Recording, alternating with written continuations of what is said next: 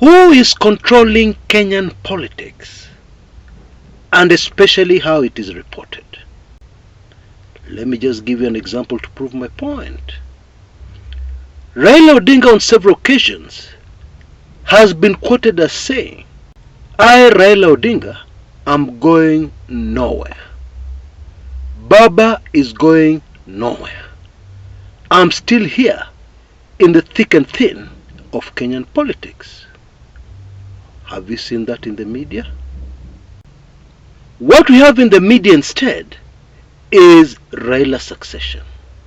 Who is taking over from Raila? What we have in the media instead is Ruto is gaining power. Yeah? He has now completely neutralized the opposition.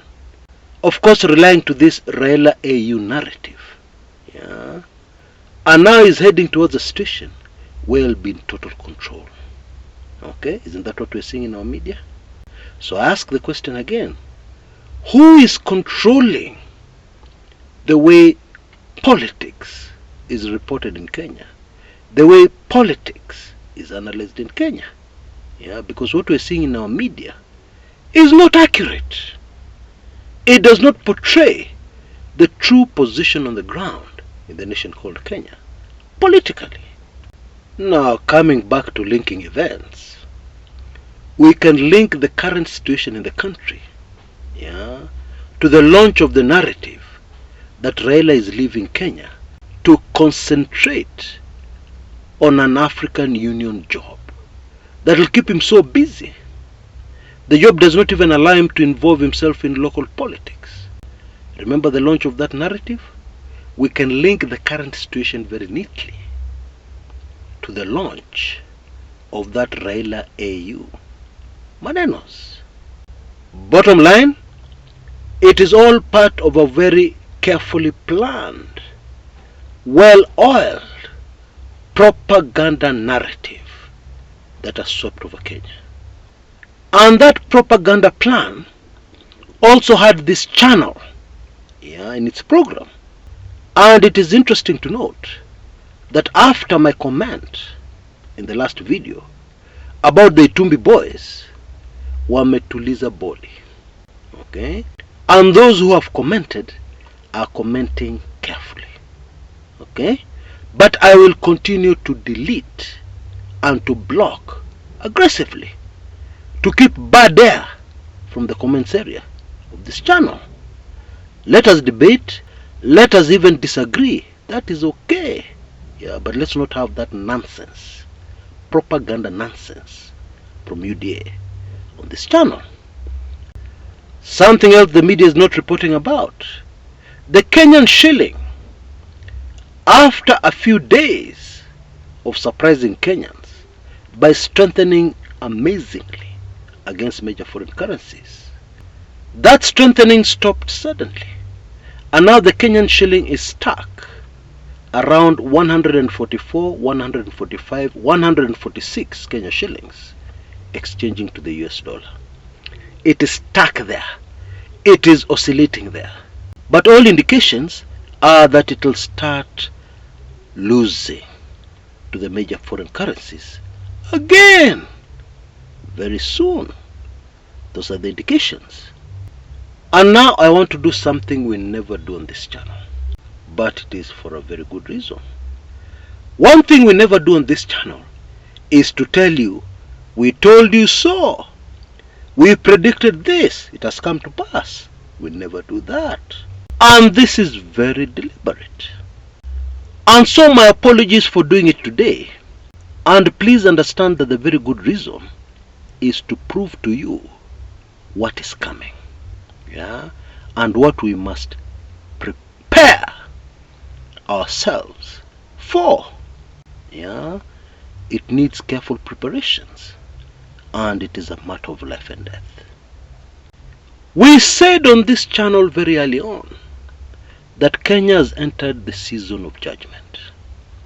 And we also said the season of judgment always comes with the season of exposure.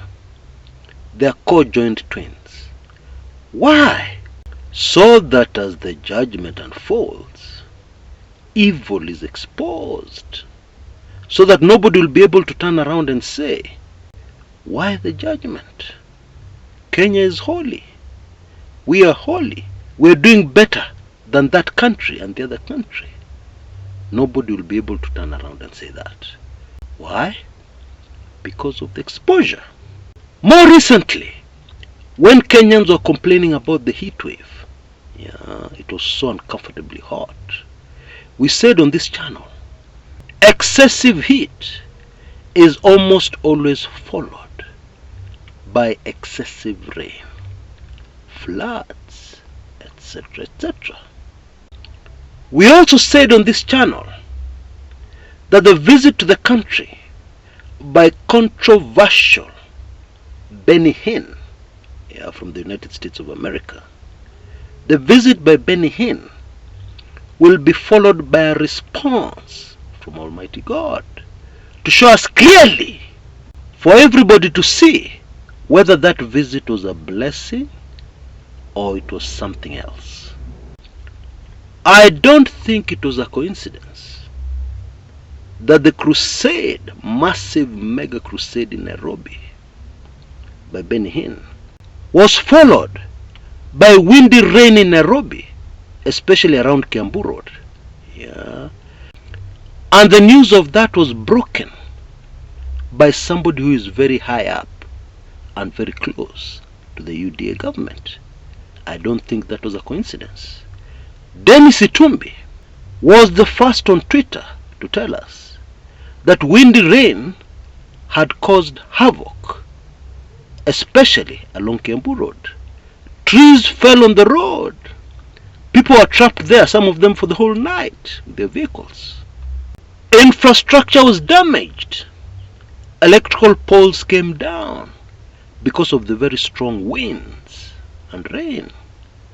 And large chunks of that area of Nairobi went without electricity for many, many hours. I believe it was not a coincidence that actually this response was reported by Itumbi himself, Itumbi Dennis himself, and at around the time the crusade was winding up, we had news from Cameroon, something that has never happened before. We were informed that a Kenyan runner, Charles Kshs, had collapsed and died even before crossing the finishing line of a race, a cross-country race in that country. Bwana Kshs was only 32 years old. Kenyan runners are world famous, but this has never happened before, ever in our history, that one of our runners during a race collapses and passes on. In my opinion, all this was a response to that crusade, including the very unfortunate accident in Busia, where an oil tankard collided head-on with a bus, a Taimid bus, carrying passengers. And there was a fire after that. And all the victims who succumbed in that accident were burnt beyond recognition. Now, for the sake of the non-spiritual, blessings are very simple. It is not a complicated thing. If you are blessed, you are blessed. If somebody visits you and pronounces certain things, and pronounces blessings from Almighty God, then there should be no debate. It should be very clear that after so and so left the country, this and that good thing happened. Okay? And so, for avoidance of doubt, what good thing has happened? Tell me. Now, on to what is coming. Okay? Now, we have seen floods. We have seen many, many disasters in our country. And now, What is going to unfold shortly is hunger, jar, food shortages. All this in line with the judgment season that has hit Kenya. Okay? And those who in doubt, review judgments of Almighty God in the Bible. Most of them include something called hunger, famine. Now I also know many people are not farmers. Many people hate farming. Many people on this channel believe that farming is for the poor and hopeless. Those people have no other option. So I need to inform you this, because I know some of you are asking, we have received so much rain, in fact too much. How does hunger follow that? Well, the answer is very simple. In farming, too little rain is a bad thing. Okay? However, too much rain in farming is a disaster, because it destroys crops. It sweeps away crops. In fact, too little rain or no rain at all is better, because you have options. You can opt for irrigation, emergency irrigation to save your crops. There are things you can do. But with floods, there is absolutely nothing anybody can do. Now, with hunger comes something called desperation. So you can be sure crime is going to go overboard. Yeah, people are desperate, including people who do not have character, which is a vast majority of Kenyans, I'm afraid. And also keep in mind that all these things that have been happening to Kenya, bad things, have been cumulative. Yeah?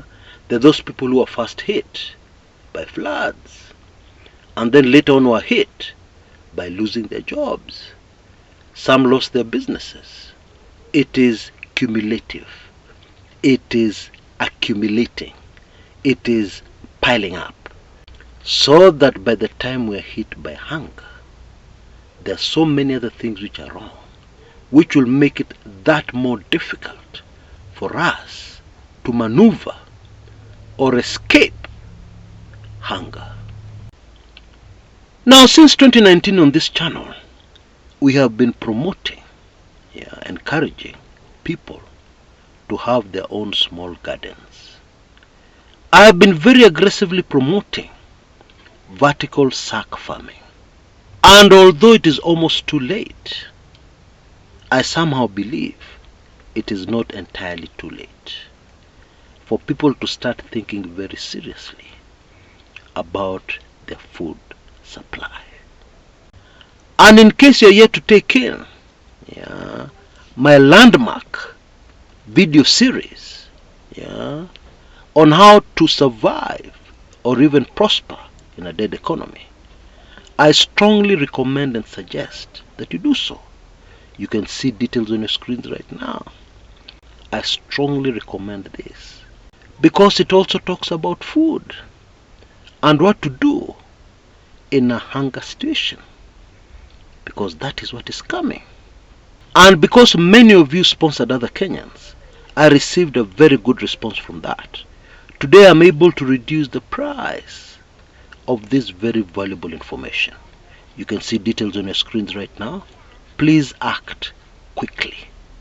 And therefore today I am delighted to report that I have reduced the price, and you can see details on your screens right now. Please, this thing can even help your family back in Kenya, in case you're out of the country. And although my focus is Kenya, I have this feeling that many other countries will be hit by similar dire circumstances. Now, concerning our politics, I believe it is also part of the well-coordinated propaganda plan that you, dear politicians, yeah, tone down on their criticism of the opposition, so as to sell the narrative that a handshake has actually taken place secretly between Raila and Ruto. After all, we saw them in a photograph. They are talking. There must be a handshake. That is the narrative being promoted. And that is why you'll see headlines of UDA politicians saying they are supporting Raila for the AU post, as if their support matters. Doesn't. You will see UDA politicians saying nice things about Raila and the opposition. It is all part of a carefully put together script to fool Kenyans, to make Kenyans give up on Raila and the opposition, to make Kenyans hopeless, and toward the UDA and Ruto line by force, because they have no other options. However, the reality is very different. Okay? This government will continue to face obstacles, that they cannot find a way out of. Let me give you a quick example. After all the efforts, after all the money spent on the housing levy manenos, after all the politics and speeches and everything, even on talk shows, the housing levy is about to encounter an obstacle it will never be able to go through. What obstacle is that?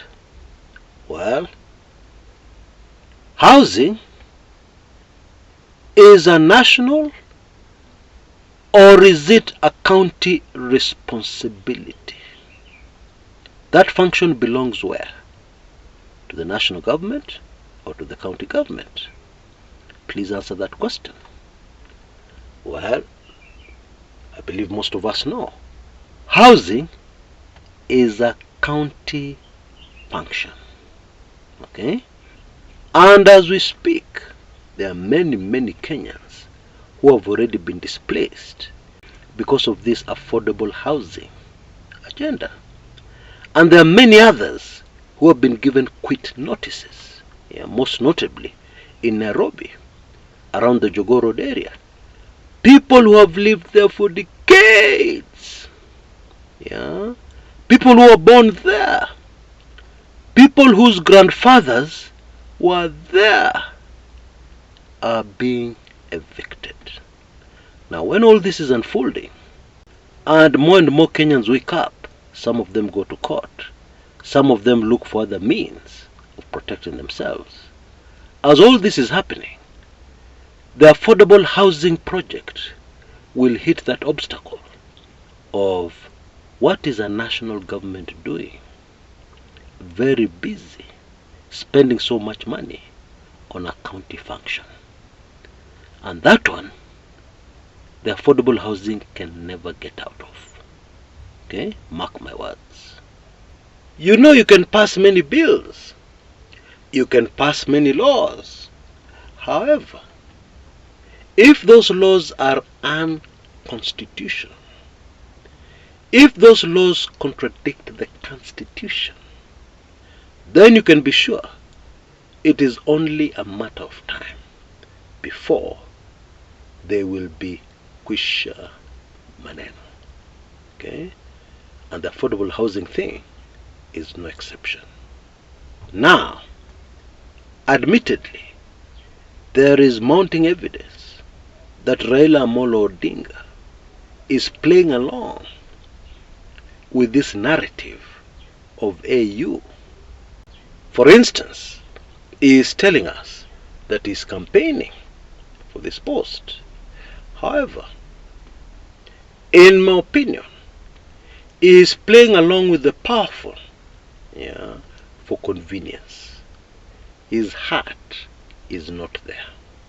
And that is why Raila is still saying the same things he was saying before. He's still hitting out at the government. Although the media is carefully avoiding what Raila is saying. The whole narrative in the media is drowning anything that Raila may want to say, that would excite his supporters, that would excite Kenyans, like throwing barbs at the government. And even on the few occasions when it is reported, it is not prime news. It is downplayed, an afterthought, so that most Kenyans miss it. I believe all that is deliberate. And what does all this tell us? It tells us that there are very, very powerful forces at play here. There are very well-financed forces at play here. But it also tells us, if you can keep your emotions aside for a minute, that Raila is still fighting. It's only that he has been forced by circumstances to change a few things here and there. But it is still the same Raila. But having said that, I have a very strong feeling, and it is my opinion, it is not Raila who will save Kenya. No! It is not another leader who will come out of the woodwork and save Kenya. No way. So who will save Kenya? Kenya, like what happened in Sudan with al-Bashir, who was a very powerful military dictator, but he went home. Kenya, like Sudan, will be saved by long-suffering, ordinary Kenyans. And so, it is not very relevant. Oh, Raila is doing this, oh, Raila is doing that, oh, Raila sold out, oh, Raila is betrayed. I'm afraid that is not very relevant, considering what is coming and considering what, in my opinion, is going to happen. That should be the good news. Please allow me to speak in parables. You can have a very cowardly dog somewhere. Immediately your hands go to the ground as if you're going to pick a stone.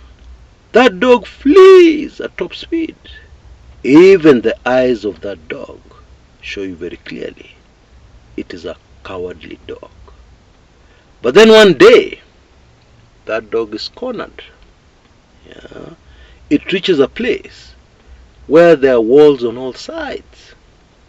And the only way it can escape is through the tiny entrance where you're standing. And that is the day you discover that that cowardly dog still has its fangs. It still has its teeth. And that cowardly dog ends up doing you some serious damage. Peace-loving, long-suffering Kenyans, in my opinion, are being increasingly pushed into that corner with walls on all sides. What do you envisage is going to happen next? Until next time, this is Chris. Kumekucha.